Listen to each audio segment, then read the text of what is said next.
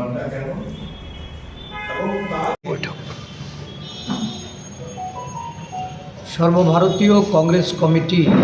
নির্দেশে গত 10ই জানুয়ারি থেকে আগামী 25 ফেব্রুয়ারি গ্রাম পঞ্চায়েত, ভিলেজ কাউন্সিল, ব্লক,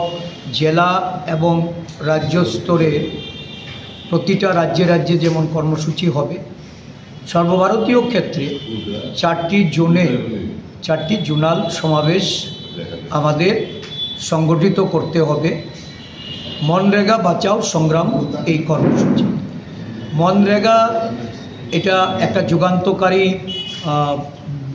আইন। এই দেশে তৎকালীন ইউপিএ সরকারের প্রধানমন্ত্রী ডক্টর মনমোহন সিংয়ের এবং আমাদের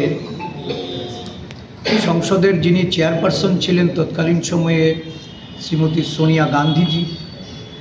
ওনার অনুপ্রেরণায় এই আইন সংসদে পাশ করে গ্রামীণ এলাকায় মানুষের কর্মসংস্থানের অধিকার, তাদের মজুরি ভিত্তিক এই কর্মসূচি সারা দেশের অর্থনৈতিক সামাজিক উন্নয়নে একটা চাবিকাঠি ছিল। এবং গোড়া থেকেই দেখা গেছে বর্তমান শাসক দল বিজেপি এই মনরেগা কর্মসূচির বিরোধিতা করে, শুধু বিরোধিতা করেই ক্ষান্ত নয়, আজকে শাসন ক্ষমতায় থেকে মহাত্মা গান্ধীজির নাম বাতিল করে এই MGNরেগার আইনটাকেই তারা পাল্টে দেওয়ার ষড়যন্ত্রে লিপ্ত হয়েছে।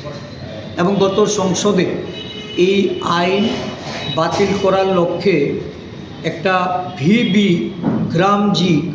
এই আইন তারা সংসদে এনেছে। এই আইনের বিরোধিতা সংসদে কংগ্রেস দল সহ সমগ্র দেশের বিরোধী দলগুলি যেমন করেছে, এবং এটা বাস্তবায়নের ক্ষেত্রে কংগ্রেস দল যে বৃহত্তর কর্মসূচির মাধ্যমে জনগণের অধিকার, তাদের মজুরির অধিকার, বিভিন্ন রাজ্যে কর্মসংস্থানের ক্ষেত্রে তাদের যে অধিকার, যেটাকে খর্ব করার জন্য এই আইন প্রণয়ন করতে যাচ্ছে দেশের সরকার, তার বিরোধিতা করে যে কর্মসূচি, এই কর্মসূচি পালন করতে যাচ্ছে। আমরা ত্রিপুরা রাজ্যে রাজ্যভিত্তিক একটা সমন্বয় কমিটির মাধ্যমে জেলা এবং ব্লক স্তর থেকে শুরু করে প্রতিটা পঞ্চায়েতে, প্রতিটা ভিলেজ কাউন্সিলে, মণ্ডলে মণ্ডলে আমাদের এই কর্মসূচি এটা আগামী 25শে ফেব্রুয়ারি অবধি এটা রাজ্য এবং দেশব্যাপী থেকে সংগঠিত করার লক্ষ্যে আজকে এখানে সভা ডাকা হয়েছে। এখান থেকে আমরা পরিকল্পিতভাবে রাজ্যে এই কর্মসূচি আন্দোলনের মাধ্যমে এটা পালন করব। বিশেষ করে আমাদের তৃণমূল স্তরে রেগার যারা শ্রমিক, রেগার কাজের সঙ্গে যারা সেবক হিসাবে যুক্ত ছিল এবং রেগা কর্মসংস্থানের ক্ষেত্রে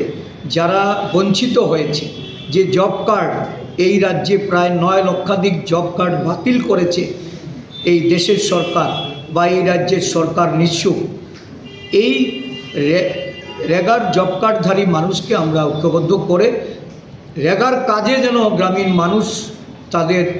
অংশগ্রহণ করতে পারে, তাদের মজুরি 400 টাকা অবধি নির্ধারিত করতে পারে সারা দেশের ক্ষেত্রে, এবং তাদের অধিকারভুক্ত যে আইনি অধিকারভুক্ত যে 100 দিনের কাজ ছিল,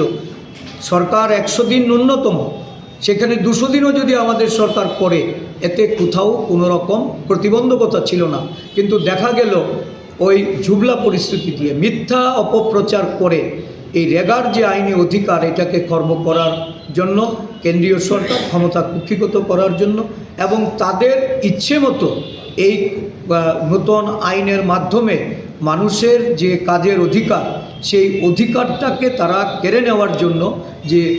কর্মসূচি তারা হাতে নিয়েছে, এর বিরোধিতা করে এই মনরেগা বাঁচাও সংগ্রাম, এই মনরেগা বাঁচাও সংগ্রাম বাস্তবায়িত করার লক্ষ্যে আজকে আমরা এখানে বসেছি। আমাদের মধ্যে উপস্থিত আছেন আমাদের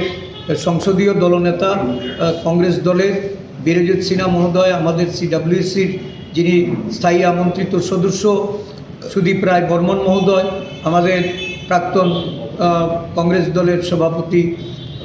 পীযূষ বিশ্বাস মহাশয়, আমাদের প্রাক্তন বিধায়ক দলের সহসভাপতি অশোক দেববর্মা আমাদের অন্যান্য সহসভাপতি, সাধারণ সম্পাদক সহ এই সমন্বয় কমিটির সদস্যরা সকলেই এই সভায় উপস্থিত হয়েছেন। তাদের সকলের সক্রিয় সমর্থনে এই রাজ্যের গরিব অংশের মানুষের তাদের অধিকারকে পুনঃপ্রতিষ্ঠা করার জন্য, মনরেগা পুনর্বহাল করার জন্য যে গণ আন্দোলন, এই আন্দোলন যেমন আমরা সংগঠিত করব, রাজ্যবাসীর এই আন্দোলনের সক্রিয় সমর্থনের জন্য আমরা সকলের প্রতি আবেদন রাখছি।